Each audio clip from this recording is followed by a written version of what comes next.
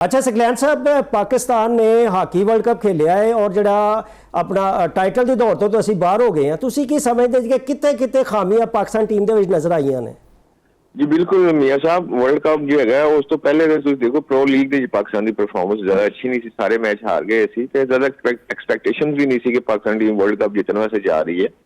मगर यह है कि पाकिस्तान चलो कम अज कम जी नई मैनेजमेंट आई है या वानी साहब जो आए ने उन्होंने प्लेयर के मसाइल हल किए, जो प्लेयर के बेसिक्स जो मसाइल सी फैसिलिटी सी वो प्रोवाइड की थी। मगर पाकिस्तान जो वर्ल्ड कप की परफॉर्मेंस सी मन तो बड़ी देर बाद कोई अच्छी एनर्जी नजर आई, टू बी ऑनेस्ट।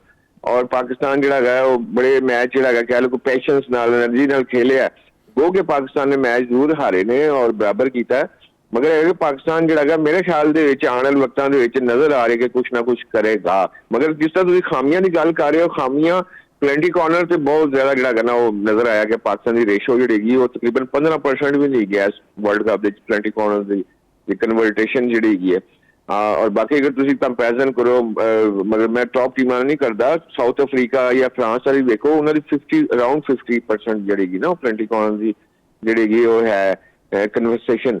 और बाकी जो है कि प्लेयर जोड़े ने उन्होंने कह लो कि डिफेंस जो पाकिस्तान का बिल्कुल भी दुनिया का इस टाइम बेहतरीन डिफेंस है। अटैक जरूर अच्छा है मगर डिफेंस पाकिस्तान का मैं समझना इस टूर्नामेंट जिस तरह जर्मनी डिफेंस कर रहे ना उस तरह अगर डिफेंस करेगा तो पाकिस्तान सर्वाइव करेगा अगे हॉकी। अच्छा सकलैन साहब, चूंकि हाकी वर्ल्ड कप चलो जो कुछ हो गया उसके बाद साडा जो दूसरा टारगेट है वो एशियन गेम्स है।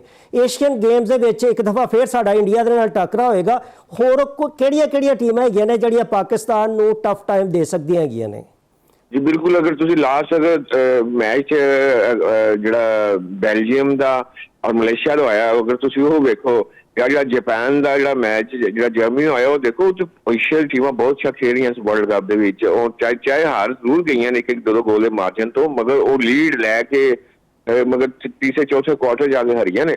और जो जापान है वो बड़ी देर तो पाकिस्तान को टफ टाइम दे रहा है। मलेशिया टीम है वर्ल्ड कप की बहुत जबरदस्त खेल रही है और बड़ी उन्होंने अच्छी परफॉर्मेंस है। ट्वेंटी कॉर्नर मारना मुंडा उन्होंने इस टाइम नंबर 1 जा रहा है।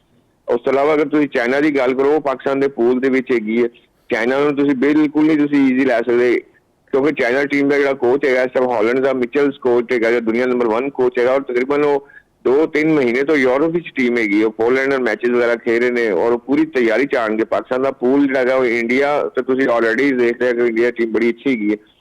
और चाइना जो अगर इन्होंने चाइना जितोगे तो अगर जापान सेमीफाइनल आना तो मैं समझना कि एशियन गेम जो पाकिस्तान वास्ते बड़ा ही कह लो कि एक इम्तिहान है, बहुत बड़ा इम्तिहान है। अच्छा सकलैन साहब, 2010 के पाकिस्तान ने आखिरी दफा एशियन गेम्स जितियां सी, यानी कि 16 साल हो गए ने। अच्छा, एक तो सूरत हाल है। दूसरा जो ना पाकिस्तान हाकी फेडरेशन ने पाकिस्तान हाकी लीग करवाने का भी बाकायदा ऐलान कर दिता और कहा गया है कि 2027 के पहले जड़े महीने होंगे उन्होंने लीग का आगाज़ कर दिता जाएगा। तुहानू चंगी तरह याद होएगा 2016 के भी एक कोशिश हुई सी, 2022 के भी हुई सी, लेकिन ये कामयाब नहीं हो सकी। अगर लीग होंदी है तो कितना फायदा कौमी खेल नूं होएगा? जी बिल्कुल, लीग जो होना बड़ा जरूरी है। उनके है चलो कम अज कम साडे प्लेयरां नूं इंसेंटिव मिलणगे और पैसा मिलेगा और उन्होंने जो सी और डी क्लास की लीगां खेलते हैं जिस तरह मतलब कि ऐसे मुल्कों मैं सी और डी कह गया वहाँ लोग लीगां बुरा ना मना दें जिस तरह बांग्लादेश है या श्रीलंका है, हांगकांग खेडते हैं, ओमान खेडते हैं साडे प्लेयर जाके इस तरह लीगां ने। हाँ यूरोप के खेलन या इंग्लैंड या जर्मनी हॉलैंड खेलते वो होर गल है। कम अज कम ऐसी लीगों को ध्यान हट जाएगा प्लेयरों का और जो वो फोकस करेंगे कि पाकिस्तान की डोमैस्टिक हॉकी स्ट्रोंग होएगी नवे प्लेयरों को, क्योंकि पूल ऑफ प्लेयर जोड़े है उन्होंने ज्यादा होना बहुत जरूरी है अगर पाकिस्तान ने अगर हॉकी दे, क्योंकि एशियन गेम तो बाद कोई ऐसा टूर्नामेंट 4 साल बाद फिर वर्ल्ड कप आना है। अगर वर्ल्ड कप के साढ़े को बड़ा टाइम एम्प्टी टाइम होगा कि ऐसे 1-2 साल लीगा करा के प्लेयर जोड़े ने वो आइडेंटिफाई करिए, टैलेंट हंट करिए तो फ्यूचर के वास्ते भी जो ना वो प्लेयरों तैयार करिए। तो पूल ऑफ प्लेयर होना बड़ा जरूरी है। जिस तरह एशियन गेम कह रहे पाकिस्तान 16 साल हो गए वो 16 साल तो पहले भी पाकिस्तान 30 साल बाद जीतया सी। ऐसा नहीं है कि एशिया के पाकिस्तान जो मेरे ख्याल जो वो क्वालीफाई करना चाहिए, क्योंकि सिर्फ एक टीम ने क्वालीफाई करना जो विनर होएगा एशियन गेम का गोल्ड मेडलिस्ट रहेगा वो सिर्फ क्वालीफाई करेगा तो बाकी जो टीम बच जाएंगियां वो फिर क्वालीफिकेशन जिस तरह यूरोप की टीम बच जाएगी या साउथ अफ्रीका की टीम बच जाएगी ਇਸ ਤਰ੍ਹਾਂ ਦੀ ਆਇਰਲੈਂਡ ਟੀਮ ਅੱਛਾ, ਇਸ ਤਰ੍ਹਾਂ ਦਾ ਸਕਲੈਨ ਕੋਈ ਸਾਹਿਬ- ਜ਼ਿਆਦਾ ਮੁਸ਼ਕਲ ਹੈ। ਸਕਲੈਨ ਸਾਹਿਬ ਸਾਡੇ ਨਾਲ ਮੁਹੰਮਦ ਯੂਸਫ ਅੰਜਮ ਸਾਹਿਬ ਵੀ ਮੌਜੂਦ ਹੈਗੇ ਨੇ। ਤੁਹਾਨੂੰ ਪਤਾ ਹੈ ਕਿ ਉਹ ਵੀ ਜਿਹੜੇ ਗਏ ਨੇ ਹਾਕੀ ਦੇ ਇਨਸਾਈਕਲੋਪੀਡੀਆ ਹੈਗੇ ਨੇ। ਉਹਨਾਂ ਕੋਲ ਵੀ ਜ਼ਰਾ ਪੁੱਛ ਲੈਣੇ ਹੈਗੇ ਆ ਕਿ ਯੂਸਫ ਸਾਹਿਬ ਕਿਹਦਾ ਤੁਸੀਂ ਦੇਖ ਰਹੇ ਜੇ ਕਿ ਅਗਰ ਪਾਕਿਸਤਾਨ ਹਾਕੀ ਲੀਗ 2027 ਦੇ ਸ਼ੁਰੂ ਦੇ ਵਿੱਚ ਹੁੰਦੀ ਹੈ ਤੇ ਕਿੰਨਾ ਕੁ ਫਾਇਦਾ ਹੋਏਗਾ ਪਾਕਿਸਤਾਨ ਨੂੰ? ਮੀਆਂ ਸਾਹਿਬ ਜਿਹੜੀ ਹਾਕੀ ਲੀਗ ਹੈਗੀ ਆ ਉਹ ਕਿ 10 ਸਾਲਾਂ ਤੋਂ ਅਸੀਂ ਕਰਵਾਉਣ ਦੀ ਕੋਸ਼ਿਸ਼ ਕਰ ਰਹੇ ਹੈਗਾ, ਲੇਕਿਨ ਇਸ ਵਾਰੀ ਅੱਛੀ ਗੱਲ ਇਹ ਹੈ ਕਿ ਵਜ਼ੀਰ ਆਜ਼ਮ ਜਿਹੜੇ ਹੈ ਨੇ ਪਾਕਿਸਤਾਨ ਦੇ ਮੀਆਂ ਸ਼ਹਿਬਾਜ਼ ਸ਼ਰੀਫ ਸਾਹਿਬ, ਉਹਨਾਂ ਨੇ ਬਕਾਇਦਾ ਤੌਰ ਤੇ ਇਹਦੇ ਲਈ ਫੰਡ ਜਿਹੜੇ ਨੇ ਉਹ ਮਖਤਸ ਕਰਨ ਦੀ ਮਨਜ਼ੂਰੀ ਵੀ ਦਿੱਤੀ ਹੈਗੀ ਆ।